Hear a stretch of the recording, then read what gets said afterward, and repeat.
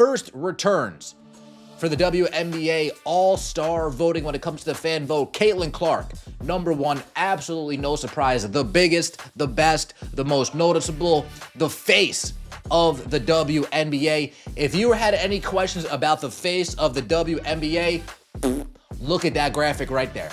That's called the face of the league. Imagine unlocking your phone before breakfast and seeing one player plastered across every timeline, every reel, every notification. That player is Caitlin Clark. When the WNBA published its first 2025 All-Star fan voting returns, the Indiana Fever Guard had racked up 515,993 votes in a single week, more than last year's leader collected across an entire ballot window. Clark isn't simply in first place, she's lapping the field. Caitlin Clark's leading, and we've got 4 Indiana Fever players in the top 10, which I think can be expected considering where it is that the game is being played. So I will give people a lot of credit. I think a lot of people, it looks like, voted based on basketball for the most part. And there's a supposed, people keep telling me, supposed second most popular player in the league. That doesn't look like the second most popular player at all. Her closest pursuer, Minnesota's Nafisa Collier, trails by more than 31,000 votes, and Chicago rookie Angel Reese, touted all winter as Clark's co-headliner, sits 340,000 votes behind. Clark hasn't just taken command of the leaderboard.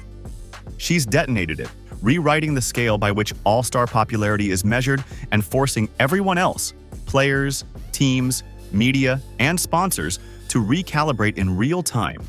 The raw figures read like a power ranking of the moment. Clark's 515,993 leads all-comers. Collier's two-way brilliance places her second at 484,758. Clark's front court partner, Aaliyah Boston, is third with 446,961. Three-time MVP Aja Wilson, 394,600, and two-time MVP Breanna Stewart, 367,819, round out a top 5 that would headline any normal season. Caitlin Clark, the only WNBA player receiving over 500,000 fan votes for the WNBA All-Star Game. Aaliyah Boston, Kelsey Mitchell, Lexi Hull, the Fever 4, sitting in the top 10 when it comes to WNBA fan voting for the All-Star Game. Rookie sensation Paige Bueckers already holds 6th, while Wilson's Las Vegas teammate Jackie Young lurks 7th. The eyebrow shaker is Angel Reese in 13th with 173,363 votes. An impressive total for most first-year pros, but jarring given the media hurricane that followed her into Chicago. The message is clear. Fan enthusiasm has exploded, but its center of gravity orbits a single zip code, Indianapolis. Every chance the Indiana Fever fans, every chance Caitlin Clark fans, every time they have a chance to show up, they show out. Every time they have an opportunity to support, not only do they support, they go above and beyond. Coaches rave about Clark's range, but insiders insist her true weapon is tempo. She compresses an entire possession into a movie trailer arc, setup, tension, and explosive payoff, often before the shot clock hits 15. Viewers keep phones unlocked because any trip down the floor could become a clip they'll send to group chats for the rest of the day. That anticipation pushes live game ratings skyward. Average Fever viewership is up 94% year over year, and ESPN's digital heat map spikes every time Clark crosses half court.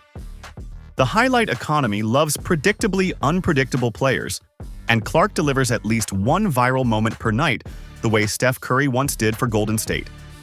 The difference is timing. Clark is doing it while the league's digital infrastructure is purpose-built to amplify every step-back three.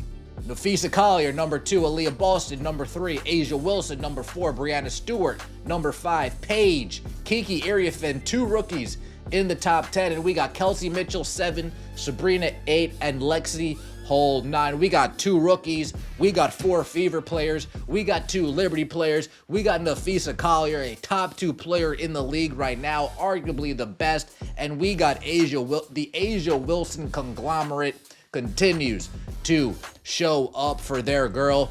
A single Clark step back can ricochet from TikTok to Instagram to YouTube in hours, gathering millions of impressions before midnight. Every stop on that highway adds a layer of new fans who then ask a simple question: when do the Fever play next? They tune in, see another logo 3 or no-look dime, and when the banner to vote pops up on screen, they cast a ballot. The cycle repeats the next night. It's a self-reinforcing flywheel: highlight, algorithm, curiosity, live viewership, ballot, that no other domestic league currently replicates. That's how the fan vote ceiling leapt from 217,773 last year to more than double in just 12 months. Second straight year that Clark has led the fan voting. She was second in early returns in fan voting in 2024, but jumped to first with around 700,000 total votes by the end of the period. So I'm wondering, are we going to see 1 million votes this time? Because I saw somebody earlier that said so far voting is actually way up versus exactly where we was at this time last year. Clark hasn't merely invited casual sports watchers into the WNBA. She's handed them an easy action step: vote, and millions have obliged. Clark's gravity warps more than defenses. It reshapes the public profiles of everyone in her orbit. 3 Fever teammates: Boston, Kelsey Mitchell, 277,664 votes, and Lexi Hull, 217,438, also cracked the top 10, something no Indiana roster has ever sniffed. 2 seasons ago, the Fever ranked last in home attendance. Now they lead the league in sellouts, and role players appear in national ad campaigns. Economists call this a network externality. The value of each Fever player rises because of the number of fans already attached to Clark.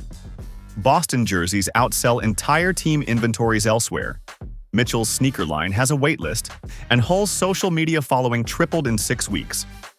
The lesson is simple: proximity to a superstar matters more than ever in the age of viral micro-content. Angel Reese's situation highlights the other side of the social buzz equation. She arrived in Chicago with a national title, record-setting NIL deals, and unmatched charisma. She still leads the league in rebounding and projects as a future all-defensive staple. Yet professional basketball is unforgiving. Shooting below 35% on a 3-9 Sky team dulls highlight shine. But not everybody's conglomerate is showing up for their girl. Not everybody's pieces are showing up for their girl. Not everybody's stands are showing up for their girl. Caitlin Clark, 500,000. Aaliyah Boston, like we said. When we start jumping out of the top 10, we got Kelsey Plum, okay. Satu Sabali, 2. And then we got Angel Reese at 13 when it comes to WNBA fan voting. Angel Reese and the Reese's Pieces continue to have more Twitter fingers than actual action. Casual viewers register the scoreline first, stat sheet second, sponsor sizzle last. Coaches clog the lane and dare her to shoot from 15 feet, and those misses live forever on replay. Fans aren't punishing Reese. They're waiting for her college dominance to translate into pro efficiency. 125-point, 15-rebound ABC matinee could flip the script. But until then, her narrative reads potential, while Clark's reads proof. Angel Reese. Well, wait a minute. I thought it was about you too. Everybody's watching because of me too, except everybody's not watching because of you too. I mean, guys, if the ratings ain't enough and the attendance ain't enough and what happened at LSU ain't enough and all this other stuff ain't enough to tell you where Angel Reese's place is, well, it's 13th place. And I can tell you right now, Jonquel Jones ought to be ahead of her. True rivalries need balance, and the Clark-Reese dynamic isn't there yet. Right now, it's asymmetrical. Clark generates nightly triple threat film. Reese grinds through rookie learning curves. That's not an indictment. Candace Parker and Maya Moore had adjustment years, too. but labeling their relationship as the league's central duel oversells one side and undersells the other talent thriving across the standings. Collier's MVP push, Wilson's title defense, Stewart's bid for a repeat. Reese will almost certainly narrow the gap. The question is when. Until her efficiency catches her energy, the rivalry headline remains promotional copy more than predictive basketball truth. Caitlin Clark has 3 times the amount of votes. 3 times the amount of votes as Angel Reese. So, there you go. I suspect Sophie Cunningham's numbers are going to grow. After what we've seen, somebody said, I saw some things online about they sold $1 million worth of Sophie Cunningham jerseys, and something in the neighborhood of 12,000 all went out one day, or all got bought at one day, and it jacked up the Indiana Fever system, this, that, and the other. By the way, the Slows are pissed off about Sophie even being on this list. Every ballot is a value judgment. Which players deliver moments unforgettable enough to rewatch tomorrow? Clark checks that box nightly with logo threes and no-look wraparound passes. Collier checks it by dominating both ends in crunch time. Boston checks it by sealing off defenders and converting tough angle putbacks just when Indiana's momentum wobbles. Fans reward those memories because they feel personally attached to them. I remember exactly where I was when she hit that shot. That is the currency of modern fandom. Reese's hustle reels spark that emotion in LSU highlights. The task now is doing it against Aja Wilson and Brianna Turner on ESPN. Once that happens, her vote count will explode. Man, this is nuts, fam. It looks like the boycott to keep Caitlin Clark out of the All-Star has backfired tremendously on the individuals that were trying to do that. The best news is that no one inside WNBA headquarters considers Clark's surge a problem. Quite the opposite. Total ballots are up 140% year over year. Digital subscription sales hit a quarterly record, and team shops league-wide broke a single-day merchandise mark the morning after the vote opened. A year ago, the notion of 1 million vote players sounded like science fiction. Today, it feels inevitable, whether Clark reaches it this cycle or next. Brands that once dabbled in women's hoops now sign multi-year activations. Networks jockey for Tuesday windows previously reserved for reruns. Women's basketball hasn't just found a bigger microphone, it has seized the stage. Clark's camp hasn't left that growth to chance. A weekly vlog humanizes her routine. Cold tub yelps, Uno battles on charter flights, while 10-second vertical highlights drop before the post-game presser ends. Limited edition Nike jerseys sell out in minutes, and the University of Iowa re-airs her collegiate classics every weekend, tethering her pro heroics to nostalgic memories. It's a seamless funnel. Nostalgia breeds clicks, clicks breed live viewers breed voters, and voters rewrite the record book. Reese's camp, to its credit, also runs a slick operation, streetwear collabs with Reebok, a Snapchat docuseries in production. But social strategies only sing when the on-court soundtrack hits the right notes. That chorus is coming. It just hasn't reached the hook yet. Schematically, coaches are scrambling. Las Vegas sends 2 defenders 30 feet out, daring Indiana's secondary scorers to beat them. Connecticut body checks Clark through every off-ball screen, only to watch her flip lobs to Boston slicing down the lane. Chicago tried a box and won. Clark answered with 29 points and 12 assists. Reese, by contrast, sees crowded paint but single coverage outside the lane, respect for her rebounding, skepticism about her jumper. These divergent scouting reports illustrate why one star tops highlight packages and the other still searches for that first viral pro moment. Strategy follows perception, and perception starts with production. All roads now lead to Indianapolis on July 19th, when Gainbridge Fieldhouse morphs into the league's epicenter. If the standings froze today, Clark and Collier would captain opposing squads in a playground-style draft televised July 8th. Envision Clark, mic'd up, teasing Collier while selecting Boston, Mitchell, and Hull amid a hometown roar. Women's basketball can own midsummer television the way the NBA once owned Christmas. The week after the confetti falls will matter just as much. The Fever remain in a dogfight for playoff seeding. the Sky need Reese's Leap to escape the lottery. Collier's Lynx eye the Commissioner's Cup. Wilson's Aces attempt the first three-peat since the now-defunct Comets dynasty. Stewart's Liberty Revenge Tour gathers steam. Yet the league wakes up every morning with a new baseline, fervent fan engagement, elevated sponsor interest, and a star who threatens to break voting records every season. That rising tide demands bigger thinking. International exhibitions, streamlined league pass, perhaps even expansion sooner than the original 2027 roadmap. That future runs through the fans' thumb.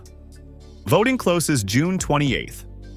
Your ballot determines who starts, who captains, and who earns an unforgettable line on her resume. More broadly, each click signals the style of basketball you want front and center. If Clark's audacious range electrifies you, make it count. If Collier's two-way relentlessness inspires you, let the league feel it. If you bet on Reese's ceiling or Beaker's fearless rookie campaign, cast that vote. It takes less time than microwaving popcorn, and every selection is a brick in the arena the next generation will inherit.